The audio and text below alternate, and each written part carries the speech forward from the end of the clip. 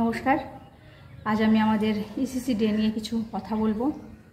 আগামী সোমবার অর্থাৎ 17 তারিখ আমাদের ইসিসি ডে প্রতি মাসের ন্যায় পালিত হবে। আজকে আমরা এখানে কি অ্যাক্টিভিটি করব, কিভাবে মায়েদের নিয়ে মিটিং করব, সেই বিষয়ে আমি কিছু কথা বলবো। আমাদের এই মাসে মিটিংয়ে যে থিম যেটি রাখা হয়েছে সেটি হচ্ছে শিশুর বেড়ে ওঠার বিভিন্ন স্তর। এই নিয়ে থাকবে আমাদের মিটিংয়ের আলোচনা। তা আমরা জানি আমাদের এই অধিবেশনের সময়টি থাকে 1 ঘন্টা। 1 ঘন্টা আমাদের অধিবেশনের সময়ের মধ্যে আমাদেরকে মায়েদেরকে সব কিছু বুঝিয়ে দিতে হবে। এই মিটিংয়ে আমরা মা, বাবা, গার্জেন অর্থাৎ শিশুর পরিবারের যারা সকলকে আমরা আহ্বান করতে পারি। তো আমাদের মিটিংয়ের প্রথম থেকে আমি বলি যে প্রথমে কি করব। আমরা জানি আমরা একটা মজার খেলা দিয়ে আমাদের অধিবেশনটি শুরু করি। তো এইবারে যে আমাদের খেলাটি আমরা শুরু করব সেটি হচ্ছে সকলে আসবেন, এসে বসবেন, একে অপরের সাথে পরিচিত হবেন। তারপরে আমরা একটি মজার খেলা খেলব। সেটি কি, 3টি দলে ভাগ করব।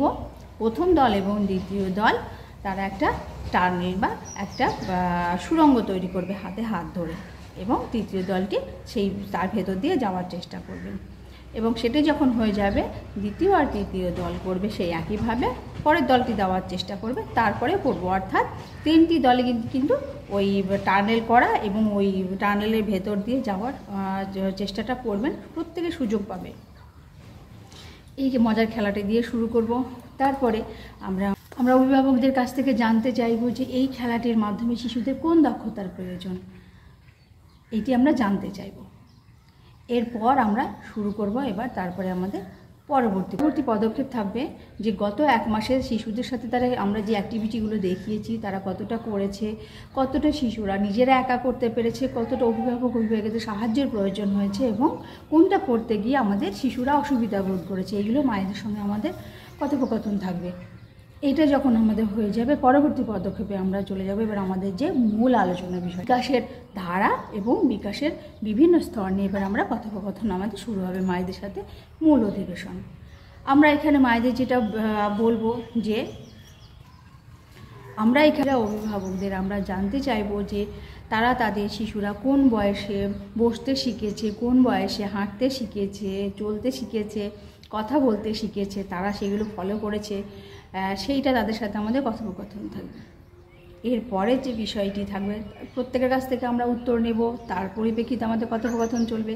এর পরবর্তীতে আমরা যেটি করব, এই কথোপকথনগুলো যখন হয়ে যাবে তখন আমরা মায়েদের প্রশ্ন করব যে তাহলে শিশু বিকাশের কিন্তু প্রত্যেকটা একটা স্তর যে ক্রম অনুযায়ী কিন্তু হয়, সব কিছু একসঙ্গে হয় না।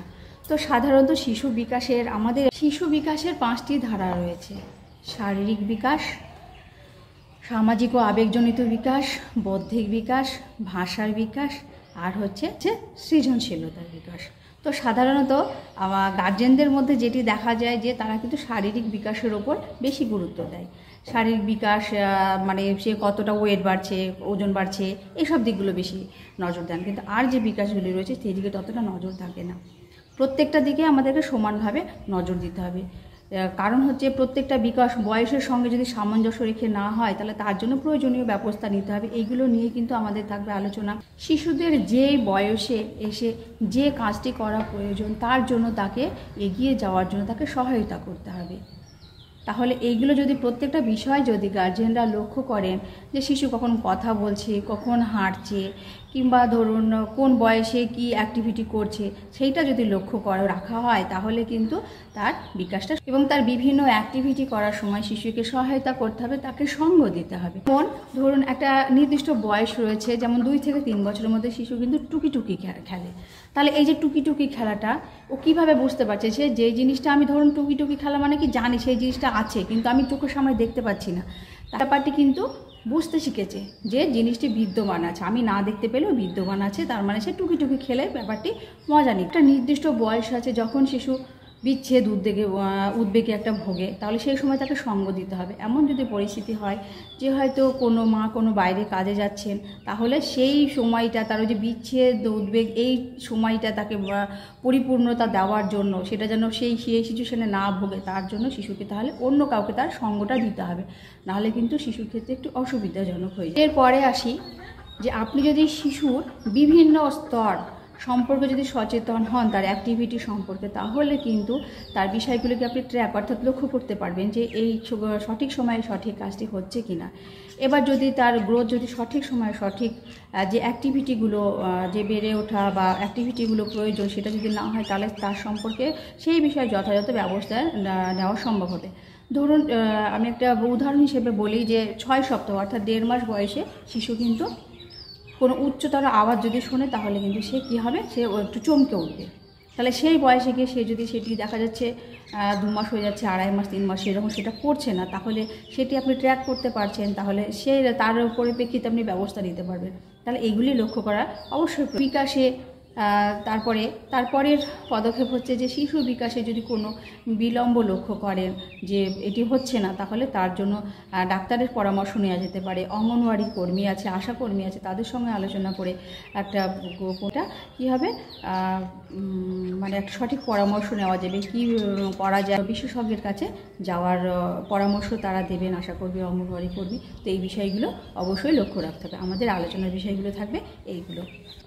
আমাদের অঙ্গনওয়াড়ি কেন্দ্রে যদি কোনো বিশেষ চাহিদা সম্পন্ন শিশু থাকে, তাহলে তাদের ক্ষেত্রে আমরা কিভাবে তাদের ক্ষেত্রে আমাদের আচরণ হবে, এবার সেই বিষয়ে এবার আমি বিশেষ চাহিদা সম্পন্ন শিশু সম্পর্কে কিছু বলি। সেটি হচ্ছে যে বিশেষ চাহিদা সম্পন্ন শিশু আমরা তখনই বলতে পারবো যে শিশুটিকে চিকিৎসক দ্বারা যখন সার্টিফিকেট দেওয়া হবে, আমি নিজে হয়তো কারো কিছু দেখছি সেটাতে হবে না, যখন কোনো সার্টিফিকেট প্রদান করা হবে তখনই সেটিকে বিশেষ চাহিদা সম্পন্ন শিশু বলে ধরা হবে। আমাদের কেন্দ্রে তো অনেক রকম শিশুই আসে, তাহলে আমার যদি কোনো শিশুকে দেখে মনে হয় কোনো সমস্যা আছে, তাহলে আমি তার পরিবারের লোককে ডেকে অথবা আশাকর্মীর সাথে কথা বলে তাকে আমি কোনো ডাক্তারের কাছে যাওয়ার আমি একজন অঙ্গনওয়াড়ি কর্মী হিসেবে আমি তাকে পরামর্শ দিতে পারি।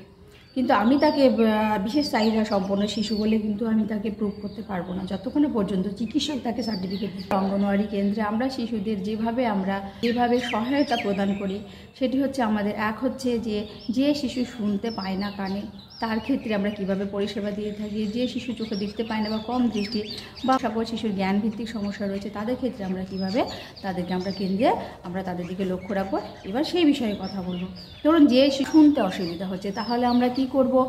আমার একজন অঙ্গনওয়াড়ি কর্মী হিসেবে আমার কাজ হচ্ছে যে শিশুর দিকে বেশি করে নজর দিতে হবে। যে শুনতে পায় না, আমি তার ক্ষেত্রে বলছি, তাহলে শিশুর সঙ্গে তার সঙ্গে আমার এই যে ঠোঁটের আকৃতিটা মানে কথা বলার অ্যাক্টিভিটিটা এমন হবে যেন সে তার দিকে আমি তাকাবো, সে আমার ঠোঁটের দিকে লক্ষ্য করবে। কোনো চিৎকার করবো না, তাহলে আমার ঠোঁটের অ্যাক্টিভিটিটা হয়ে যাবে অন্যরকম, শিশুর পক্ষে বুঝতে অসুবিধা হবে। খুব ঠান্ডা মাথায় আস্তে আস্তে শিশুর সাথে কথা বলবো, কোনো অধৈর্য হলে চলবে না। এবং পরিবারের লোককেও বলতে হবে তার সাথে যেন সবসময় নম্রভাবে আস্তে আস্তে তার সাথে কথা বলা হয়, কোনো চিৎকার চেঁচামেচি না। ঠোঁটের অ্যাক্টিভিটিটা তাকে বোঝাতে হবে যে সে যেন আমার কথা বুঝতে পারে, বুঝে সে বোঝার চেষ্টা করবে। সে তো শুনতে পায় না, কানে কম শোনে বা শুনতে পায় না, তার ক্ষেত্রে আমাকে আমার কাছে নিয়ে বসতে হবে, তার সাথে কথা বলাবে, সে আমাকে বুঝতে চেষ্টা করতে হবে সে আমার কথা বুঝতে পারছে কি না, যে আমার ঠোঁটের অ্যাক্টিভিটি দেখে এইগুলো কিন্তু আমাদের করতে হবে। দৃষ্টিগত প্রতিবন্ধকতা রয়েছে, তারা কিন্তু কোনো জিনিস ধরতে বা ছুঁতে আসার চেষ্টা করে না, যেহেতু তারা তো সেটা দেখতে পাচ্ছে না। তাহলে এই ক্ষেত্রে শিশুদের ক্ষেত্রে আমরা কি করব? আমার কাজ হচ্ছে শিশুর হাতের কাছে বস্তুগুলো আমাকে দিতে হবে, এগিয়ে তার আকৃতি তাকে জিজ্ঞেস করতে হবে, গোলাকৃতি না চৌকো না লম্বা, চিকন না মোটা, সেটাকে স্পর্শ করে তাকে বুঝতে সহায়তা করতে হবে যে শক্ত না মোটা। এইভাবে শিশুকে আমরা সহায়তার সঙ্গে কথা বলতে হবে। তারপরে চারপাশে কোন পাখির আওয়াজ শুনছে, চারিপাশের জগৎ সম্পর্কে তার সাথে আমাকে কথোপকথন করতে হবে। শিশুর যে পাঠের বিষয়গুলো সেইগুলো কিন্তু বড় বড় হরফে লিখতে হবে যাতে সে দেখতে পায়।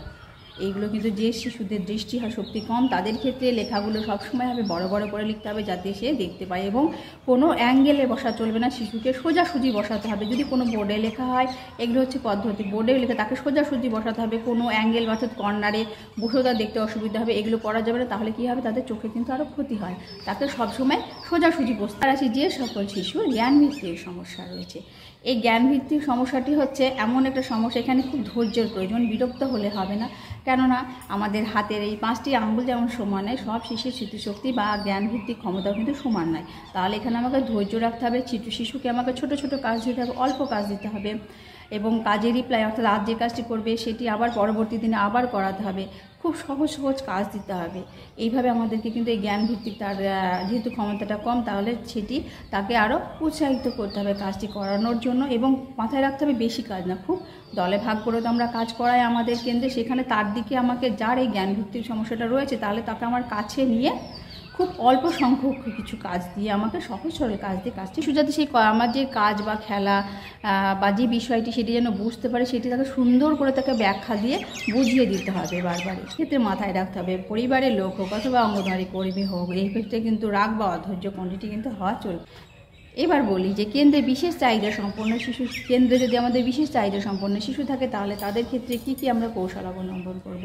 প্রথমত হচ্ছে যে আর যে শিশু রয়েছে তার সঙ্গে সেও সমান, এটি তাকে বুঝতে সাহায্য করতে হবে যে তাকে যে অন্যান্য শিশুরা যে কোনোরকমভাবে হ্যারাস বা কোনো কথা বলবে এটি যেন না হয়। তাদের কোনোভাবে কখনো তিরস্কার করা চলবে না, সেটা অঙ্গনওয়াড়ি কেন্দ্র হোক বা পরিবারের লোক হোক কিংবা চারপাশের পরিবেশ থেকে কেউ হোক। অনেকে অনেক রকম কথা বলে, এগুলো কিন্তু শিশুর সামনে যেন না আসে, তাহলে সে ভীষণ ব্যথা পাবে, দুঃখ পাবে। তার দিকে আর 5টা শিশুও যেমন সেও সেই রকম এই মানসিকতা কিন্তু রাখতে হবে। না হলে কিন্তু শিশু যদি দিনের পর দিন তিরস্কার পেতে থাকে যে কারোর কাছ থেকেই হোক না কেন, তাহলে কিন্তু তার মানসিক চাপ পড়বে, সে নিজেকে আরও তার মনোবল ভেঙে যাবে। তাকে সবসময় সাহস শক্তি যোগাতে হবে, তার সঙ্গে সব সময় তার সঙ্গে থাকতে হবে, তার সঙ্গ দিতে হবে, তার দিকে লক্ষ্য রাখতে হবে। এরপরে আমাদের বিভিন্ন বিষয় নিয়ে যখন আমাদের অধিবেশন হয়ে যাবে তখন আমরা জানি যে আমাদের যে হোম বেস প্যাকেজ যে অ্যাক্টিভিটিগুলো থাকে সেগুলো আমরা দেখিয়ে দেবো। এখানে আমরা আমাদের শিশুদের সাহায্য নিতে পারি, তারা সেগুলো অ্যাক্টিভিটিগুলো দেখাবেন যেগুলো কেন্দ্রে করাই। যেহেতু আমাদের অঙ্গনওয়াড়ি কেন্দ্রে শিক্ষা আর বাড়ির শিক্ষা যদি এক হয় তাহলে শিশুর গ্রোথ খুব তাড়াতাড়ি সম্ভব, এটা আমরা সকলেই জানি। এরপরে আমরা 3, 2, 1 আকার ফিডব্যাক নেব। সকলকে আমরা অভ্যর্থনা সকলকে আমরা ধন্যবাদ জানাবো এবং আমরা সকলে মিলে হাততালি দিয়ে আমাদের আজকের অধিবেশনটি শেষ করব। তাহলে আমরা সবাই প্রস্তুত নেব। আরেকটি কথা বলি, আমাদের এখানে কিছু কাজের কথা বলা হয়েছে, তার জন্য আমাদেরকে একটু মানসিকভাবে প্রস্তুতিটা আজকে নিতে হবে। আজ হচ্ছে শনি আর রবি, এই দুদিন এখানে যেটি বলা হয়েছে যে অধিবেশনের শেষে এলাকার মানুষদেরকে নিয়ে সাধারণ স্বল্প খরচে কিছু জিনিসপত্র আমাদের তৈরি করতে হবে। এটা আমাদের মাথায় রাখতে হবে, সেখানে আমরা কী কী করব এটা আমাদের মাথায় রেখে আমাদের অধিবেশনটি শেষ করব আমরা। তো আজকের ভিডিওটি যদি ভালো লেগে থাকে তাহলে প্লিজ ভিডিওটিতে একটা লাইক দেবেন। নতুন যারা চ্যানেলটাকে সাবস্ক্রাইব করার পাশে থাকবেন। সবাই ভালো থাকবেন, সুস্থ থাকবেন, সাবধানে থাকবেন। আবার দেখা হবে আগামী একটা নতুন ভিডিওতে। আজকের মতো নমস্কার।